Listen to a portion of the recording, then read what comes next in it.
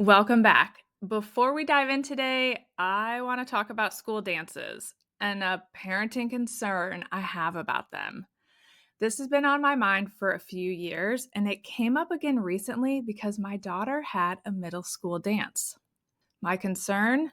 That kids aren't dancing. Let me rewind a little bit. I have two nieces who are in college, and when they were in high school, I started hearing from them that kids weren't really dancing at school dances. In fact, they would get all dressed up for homecoming, go to dinner with their friends, and then skip the dance entirely. Since they live in a different state, I wondered if it was just a local thing.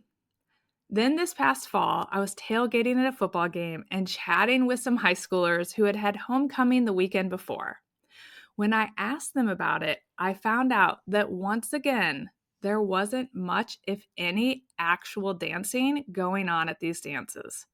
You guys, this is crushing to me. I have so many amazing memories of high school dances.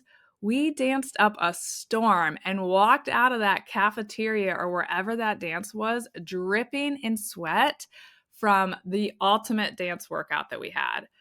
We were dancing to the fast songs. We were dancing to the slow songs. We were just dancing, and it was an absolute blast. That love for dancing carried over into college parties, weddings, and just about any social event that I've gone to where dancing might be appropriate, and maybe some where it wasn't appropriate. I cannot help but worry that is it possible today's kids are totally missing out on that dancing experience, at least in some areas? Of course, I couldn't keep my mouth shut, and I had to share my strong opinions with these high schoolers that I was talking to at the tailgate. And of course, they looked at me like I was an old lady reminiscing about the good old days, but I stand by my concern. So you better believe that I laid it on thick with my middle school daughter ahead of her dance, encouraging her and her friends to actually dance at their school dance because this is the second one of the year, and it's my understanding there really wasn't a lot of dancing at the first one. She wasn't exactly eager to give me all the details afterwards, but I am happy to report that she said there was dancing both to fast songs and to slow songs. So maybe there's hope. I know this is really a random rant, but can we all agree to start encouraging our kids to dance as they grow up? Dancing is proven to boost happiness and reduce anxiety, which of course I did not tell my daughter because she would have really given me an eye roll. But let's add this to our list of parenting priorities because come on, dancing is fun. And I'm so curious, have any of you heard about or noticed this trend? Are tweens and teens in your area skipping the dancing altogether? Let's talk about it over on Instagram. Drop your thoughts in the comments of the post for this episode. All right, now let's get to today's topic, the spring time change. For the vast majority of families in the United States, the clocks will spring forward on Sunday, March 9th at 2 a.m. If you dread the time changes and want to ensure your child's sleep doesn't get thrown off, this episode is for you. And I've created a spring time change cheat sheet that you can download from the show notes. Hi, I'm Allison Egidi, a pediatric sleep and wellness coach and a mom of two. I love to help parents find solutions. This is How Long Till Bedtime.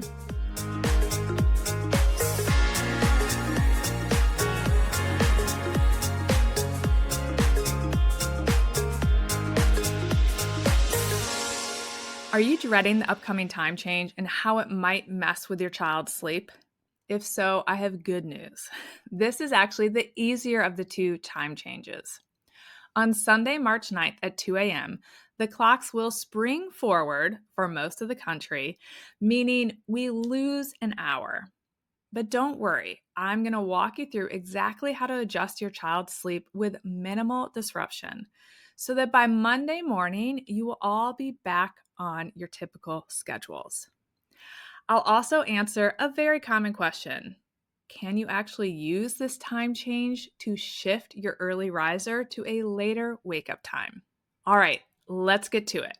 First, and most importantly, you don't need to gradually prepare. You might see advice online suggesting that you shift your child's bedtime earlier in small increments leading up to the time change, but I don't recommend that approach. Our children's sleep rhythms are primarily driven by natural light and their daily schedule, meaning when they eat meals, when they go to and come home from daycare or school, when they have daytime activities, etc. Since their overall rhythm isn't shifting before the time change, meaning the time of when they have these activities, adjusting bedtime and or naps can actually backfire, causing short naps, early wakings, and general sleep disruptions. Instead, I recommend you just make some small adjustments on Sunday, the day of the actual time change. Here's how to handle the transition with as little fuss as possible. Let's start with Saturday night. Put your child to bed at their typical bedtime. You do not need to adjust their schedule on Saturday. Support for this episode comes from my absolute favorite toy store, Shenanigans. If you're in Charlottesville, you already know this is the place to find high quality, unique, and super fun toys for kids of all ages. But here's the best part, they actually ship worldwide. The owner, Amanda, is a former teacher, assistant principal, and a mom. So she totally understands what makes a toy both fun and enriching. Whether you're looking for the perfect birthday gift, a special surprise, or, like me, your annual beach vacation puzzle, this is the place to shop. Not sure what to get? They offer personalized shopping support so you can talk to a real person for expert gift recommendations. Plus, every order comes with free, high-quality gift wrapping, so your present is ready to go as soon as it arrives. Amanda created a special code just for our listeners. Use the code SLEEP to get free shipping on your first order. And don't forget to note that you would like to take advantage of their amazing free gift wrapping. Head over to shenanigans.toys and support this incredible small business today. All right, Sunday morning. Let's assume that all of your clocks have updated to the new time when you get up Sunday morning, or you will do it right when you get up. You can either let your child wake naturally at their typical wake time, or wake them 15 to 30 minutes after their usual wake time. All right, let me walk you through an example because I realize this is a little confusing when the time has changed. So, for example, if they typically wake at 6:30 a.m., you'll wake them at the new 7 a.m. Waking them isn't necessarily required, particularly if you have an early riser, but it can help with an easier transition if you have a child who is still napping, particularly if they're on 2 or 3 naps a day. Okay, let's talk about those naps. On Sunday, I want you to shift the nap start times to be 30 minutes later than usual. So here's an example. If naps start typically at 9 a.m., 12 p.m., and 4 p.m., adjust those naps to start at 9:30 a.m., 12:30 p.m., and 4:30 p.m. on Sunday. Your child may take longer to fall asleep because we've shifted the time, and this may be more likely to be the case if you didn't wake them, as I suggested. But even if it takes them a while to fall asleep, do not let them sleep more than 30 minutes past their typical wake time.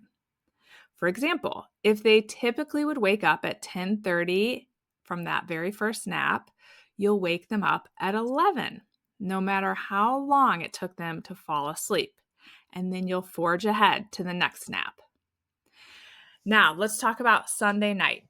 Put your child down 30 minutes later than usual. So if their typical bedtime is 7 p.m., you'll put them down at 7:30 p.m.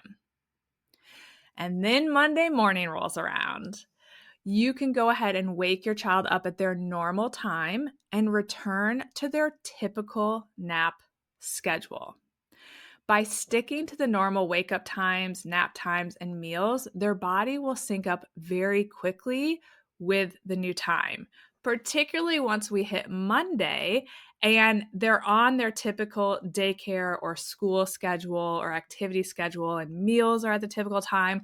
All of that will play into helping their body adjust. If naps are shorter than usual on Monday, don't panic. And don't hesitate to put your child to bed early Monday night to help them make up for any of their missed daytime sleep. If naps go well on Monday, go with their typical bedtime. And there you have it. Everyone's back on schedule. If this is a little confusing, be sure to grab my spring time change cheat sheet. You'll find a link to it in the show notes. Now, on to the popular question. Can you use this time change to push to a later morning wake-up time? If you have a child who is an early riser, you might be tempted to use this time change to shift their wake-up to a later time. While some children can adjust their wake time by, I'd say, 15 to 30 minutes after the spring time change, most, unfortunately, will naturally settle back into their usual schedule within 1 to 2 weeks, especially if they attend daycare or school, which, as I already mentioned, shifts their rhythm. That being said, there is no harm in trying to use the time change to get a later morning wake time. If you want to give that a try, I would do that by shifting nap start times and bedtime later by about 15 to 30 minutes. That's assuming they were getting adequate sleep before. But if you notice that your baby is suddenly taking shorter naps or getting less night sleep overall, their body may be struggling with that later schedule, and they may have shifted to the new time despite your best efforts. And then I would recommend that you shift them back to the schedule that was previously working well for them. They may just be an early riser. Now, if you have a newborn who isn't yet on a set sleep schedule, don't overthink the time change. Focus on their wake windows and slowly shift bedtime and morning wake-up times by about 15 minutes every couple of days until you're back to your desired bedtime and morning wake time. And remember that when you're trying to get to an earlier bedtime, it starts with waking your baby at an appropriate time to set them up for that desired bedtime. So you may actually be able to shift your newborn within 1, 2, maybe 3 days if you just start to wake them back to that desired wake time that sets them up for the desired bedtime. All right, here are my final thoughts. This time change doesn't have to be stressful. Make a few adjustments on Sunday and be back to your child's normal schedule come Monday. And remember, if naps are a little off for a few days, an early bedtime is always your friend. If you try this, I'd love to hear how it works for your family. Let's talk about it over on Instagram. Drop your thoughts in the comment of the post for this episode. See you next week. Bye for now. Thank you for listening to How Long Till Bedtime. To learn how we can work together to improve your child's sleep, please visit sleepandwellnesscoach.com.